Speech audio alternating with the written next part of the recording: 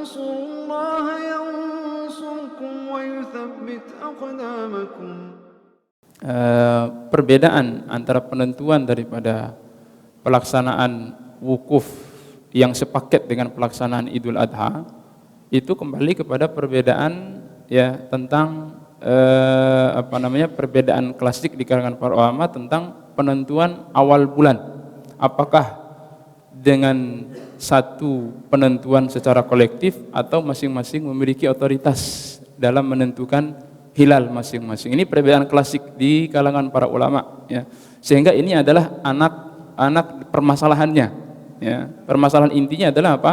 Tentang perbedaan pendapat para ulama apakah penentuan hilal itu secara otoritas ditentukan oleh satu otoritas yang berkuasa sehingga diterapkan pada semua wilayah di bawah kekuasaannya, ataukah ya penentuan itu diberikan kepada otoritas masing-masing di wilayah yang berbeda, tentu yang berbeda waktunya dari ini perbedaan yang sehingga kesimpulan pertama yang kita sampaikan bahwa ini adalah masalah yang masuk dalam kategori ranah permasalahan ijtihadiyah, yang di situ perbedaan pendapat yang lumrah terjadi di antara para ulama ya, seperti para ulama berbeda pendapat dengan masalah-masalah yang lainnya ya. Banyak sekali perbedaan di antara para ulama selain daripada perbedaan seperti ini ya. Jadi maksud saya di sini adalah menyikapi permasalahan ini ya. Masalah bantah membantah, saling adu argumen, silakan, tafadhal, silakan. Itu tidak masalah. Cuman yang lebih utama adalah bagaimana menyikapinya. Ya, kadang sebagian kita ya mohon maaf berlebihan, mungkin sampai membawanya ke ranah manhaj lah, akidah lah, yang tidak ikut pemerintah itu memberontak lah, yang ikut pemerintah itu membeot lah, tidak ikut sunnah lah, segala macam. Ini wallahu ta'ala alam, ini di luar daripada konteks permasalahannya. Ini masalah ijtihadiyah, berbeda pendapat.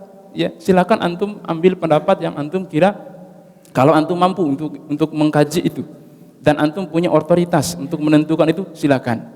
Jadi titik yang mungkin yang saya ingin fokuskan di sini bukan pada argumentasi masing-masing pendapat ini. Silakan, masing-masing punya argumentasi. Yang ini silakan, yang ini silakan. Tapi bagaimana kita menyikapinya? Ya, secara proporsional. Masalah ini masalah apa sih? Masalah akidah, masalah manhaj, masalah saling menyesatkan, saling menuduh, ini tidak, masalah ijtihadiyah.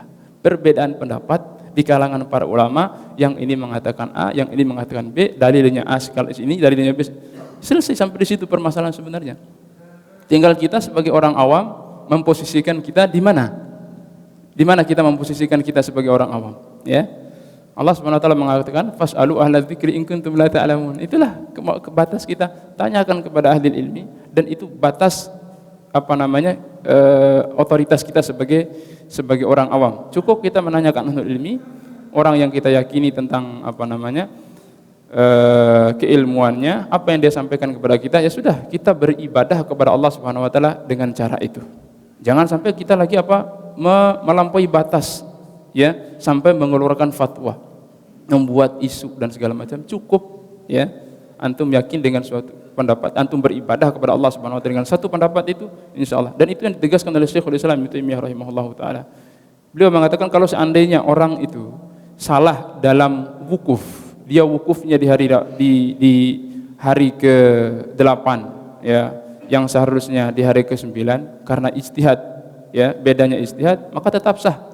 Tidak dikatakan hajinya batal, dia harus mengulang haji di tahun depan, tidak, sah ya. Sepakat para ulama, kata beliau, sah ibadahnya, dan tidak disuruh ulang untuk karena wukufnya salah kemudian harus diulang tahun depan, tidak, sah ya, sah saja ibadahnya ya. Itu yang poin pertama mungkin yang anak sampaikan di sini, bahwa ini masalah ijtihadiyah, masalah yang berbeda pendapat di kalangan para ulama, yang di situ ada insyirahus sodri, lapang dada kita dalam menyikapinya ya. Tidak sampai kita mengatakan bahwa yang ikut pemerintah ini menyelisihi sunnah karena tidak ikut orang di Arafah sana dan seterusnya, atau yang tidak, ya macam-macam lah ya, isu-isu yang berkembang ya, tinggal kita menyikapinya ya.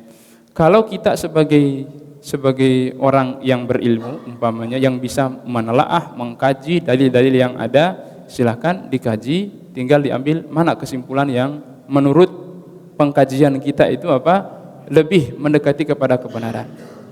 Kemudian nah, kalau kita punya otoritas untuk menentukan itu, ya silahkan. Tapi kan kita nggak bisa menelaah juga, dan kita juga bukan bagian daripada pemerintah yang bisa. Ya kita bisanya apa? Ya sudah ikut saja, nggak usah bikin repot, nggak usah terlalu membebani diri sampai saya ini bingung Ustaz mau ikut yang mana. Nggak usah bingung, ya ibadah itu gampang, ya mudah sekali. Gak usah sampai bingung harus ikut yang mana dan segala macam. Gak usah sampai sebingung-bingung itu. Ya kalau bingung untuk belajar sih nggak apa-apa. Tapi kalau bingung, maksudnya di sini sampai memberatkan diri dalam masalah ini, ya, itu tidak benar. Ya kita ikut saja. Nah dalam hal ini kita mengikuti siapa? Dalam hal seperti ini kita mengikuti siapa?